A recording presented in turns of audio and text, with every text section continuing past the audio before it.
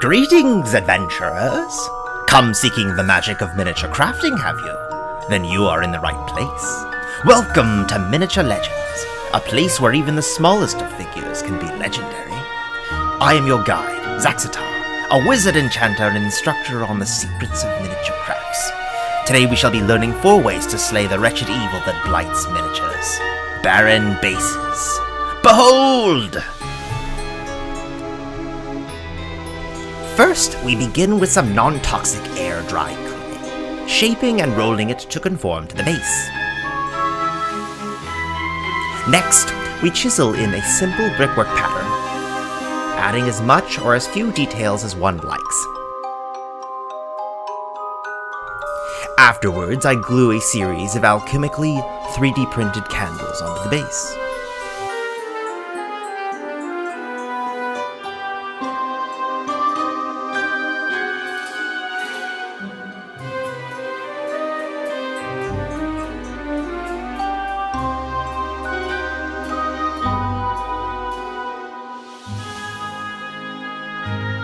Next, a quick prime and a zenithal highlight, and we are ready to paint.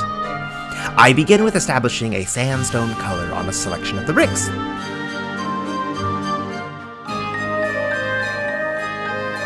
Followed by a dark granite color to give an interesting alternating pattern.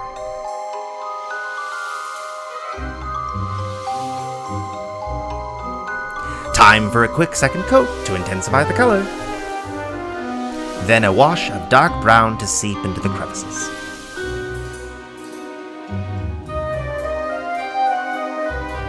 While that dries, we can focus our attention on the candles. First, a coat of pale yellow.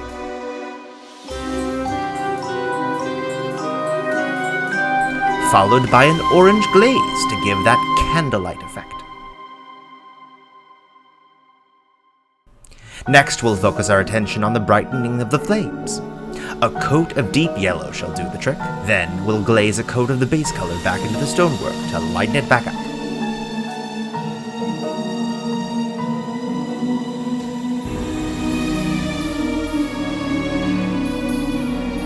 Now, we'll enhance the color of the candles with a glaze of deep yellow to match the flames.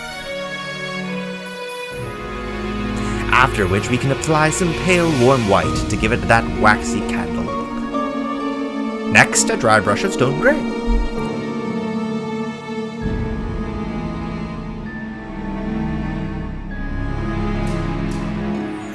Now we can work on the candlelight, adding some orange to the flame.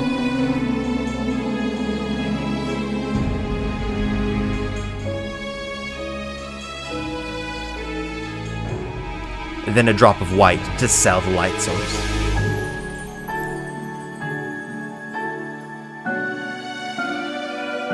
Then we'll paint the rim black. And use that same black to give the very tips of the candles some smoky black. And then we're done.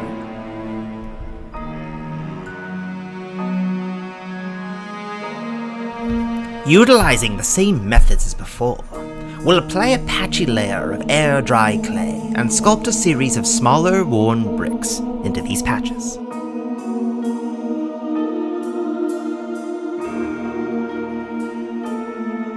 Next, I'll attach a ruined column to the base that I got from WizKid's terrain kit. Then glue a few stones to the base as well.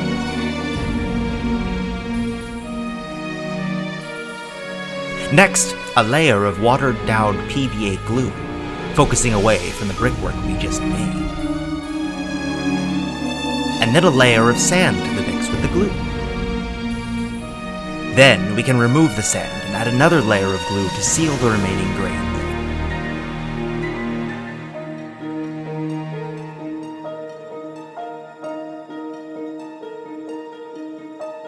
After that's dry, we can prime and begin to paint. First, a layer of drab yellow paint for the sandstone bricks.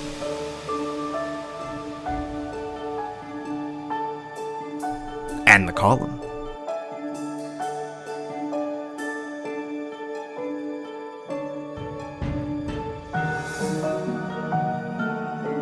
Next, a layer of sandy yellow for the sand section.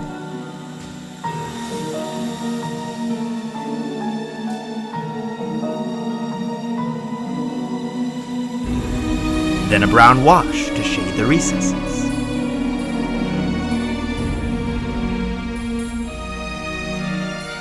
Then, to highlight the texture, a dry brush of warm white. Finally, a black rim. And we're done.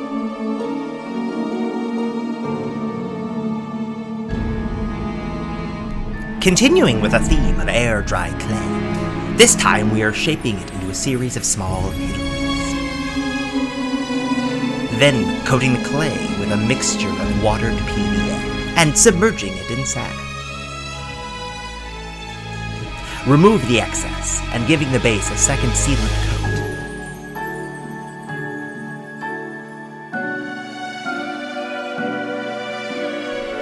Then we'll drill a few holes into the base.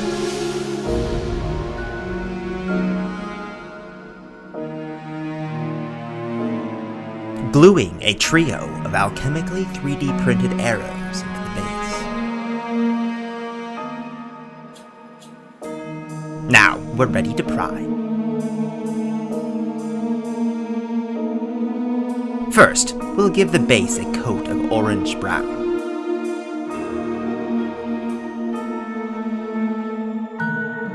Then a dark brown wash to mute the color and enhance the crevices.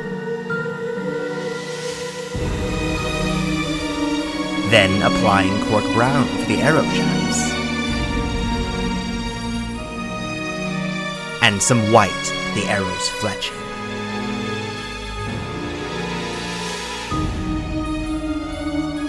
Then a light brown wash.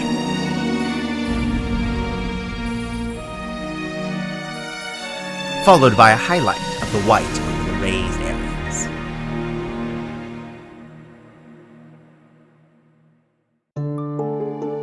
Next, a series of red stripes to give the arrows some needed visibility.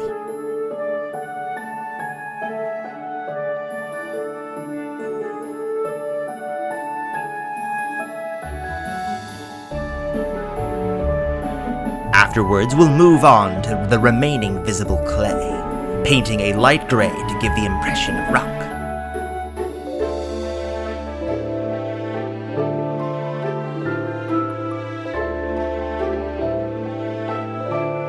A light, dry brush of gray sells a rocky texture. Now we can begin to apply tufts sporadically across the base.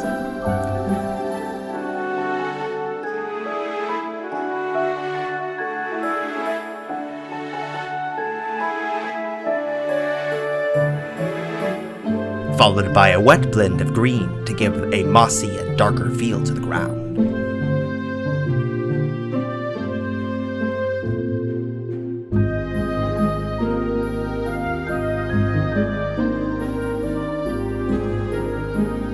Then we can highlight the arrow shaft with the original base coat. And finally paint the rim black.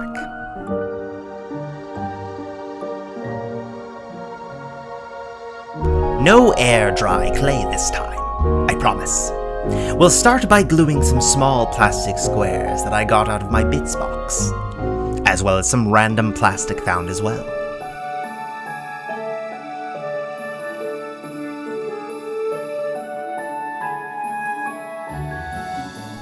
Next, some pieces of dry terracotta.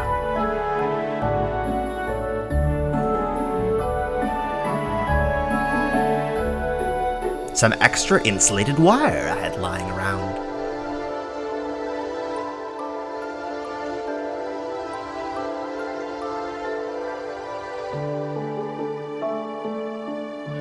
The arm of a Necron warrior for the bits box.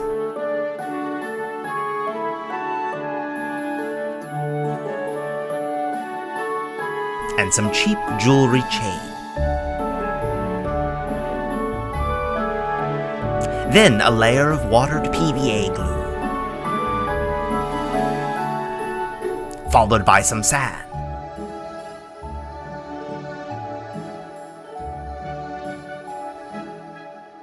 And and a second layer to seal it in. Next, we are ready to prime. Starting with a layer of orange rust.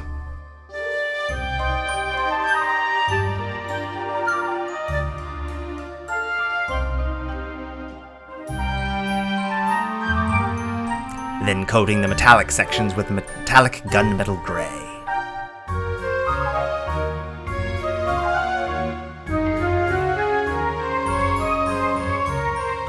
Next, a black wash.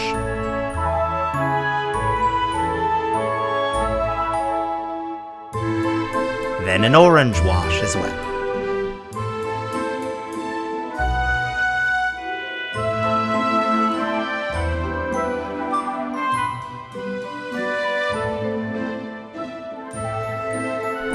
A bit of Citadel's Typhus Corrosion Technical Paint for a slimy corroded effect.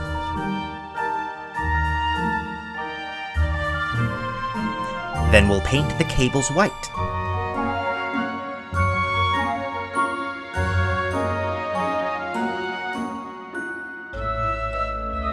Then we paint stripes of black across the entire length of both cables.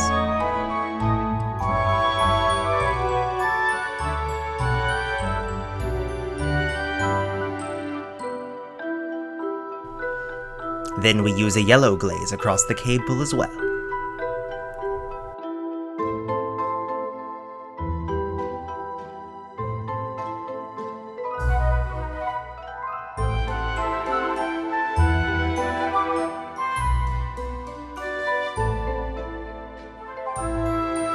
Next, a highlight of silver on the metal sections.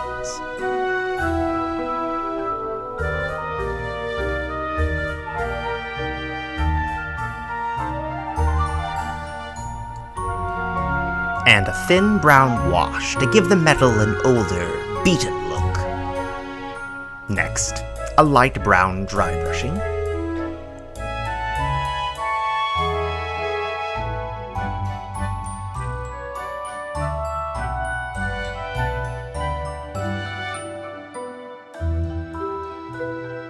And finally, we paint the rim.